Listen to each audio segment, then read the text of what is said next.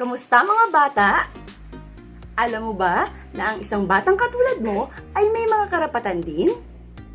Halika, alamin natin ang mga karapatan ng isang batang katulad mo. Ayon sa United Nations Convention on the Rights of the Child o UNCRC, tumutukoy ang children's right o mga karapatan ng mga bata sa mga karapatang pantao ng mga individual na may gulang na 17 at pababa, maliban sa mga bansang may sariling batas sa pagtukoy ng legal age ng mga mamamayan nito. Ano nga ba ang kahulugan ng karapatan? Ang karapatan ay tumutukoy sa anumang dapat matamo o taglayin ng isang tao na dapat igalang at protektahan anuman ang estado sa buhay.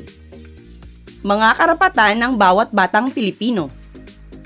Ang una ay karapatang maisilang at magkaroon ng pangalan at nasyonalidad. Pagkapanganak ng bata ay dapat iparehistro ng magulang, bigyan ng pangalan at nasyonalidad na kanyang mapapagkakilanlan. Ang pangalawa ay karapatang maging malaya. May karapatan siyang kumilos ng naaayon sa kanyang kagustuhan. Ang ikatlo ay karapatang magkaroon ng pamilyang mag-aaruga sa kanya. Siya ay dapat magkaroon ng mga magulang na gagabay, mag-aalaga at magmamahal sa kanya. Ang ikaapat ay karapatang magkaroon ng maganda at mahusay na edukasyon. Siya ay may karapatang mag-aral upang matutong bumasa, sumulat at magbilang. Ikalima, karapatang magkaroon ng sapat na pagkain, malusog at aktibong katawan. Siya ay marapat na mabigyan ng pangunahing pangangailangan upang lumaking malusog at malakas.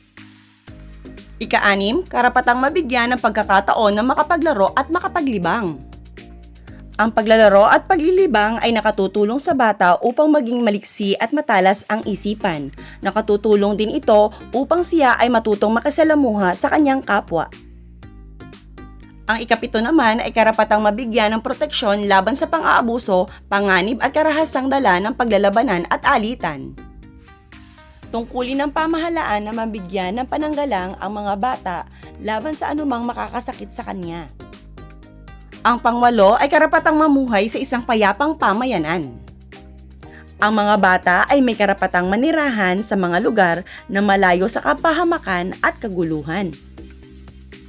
Ang pangsyam naman ay karapatang maipagtanggol at maabot ng serbisyo ng pamahalaan. Karapatan ng mga bata na mabigyan ng pamahalaan ng pananggalang at maabot ng anumang serbisyo na makakatulong sa kanya. At ang panghuli ay karapatang maipahayag ang sariling pananaw. Sila ay may karapatang magpahayag ng kanilang nararamdaman sa paraang pasalita o pasulat sa magalang na pamamaraan. Ang mga karapatang ito ay kailangan ng mga bata upang magkaroon ng mabuti at ligtas na buhay at mahubog ang kanilang kakayahan upang magtagumpay at maging yaman ng bansa sa hinaharap.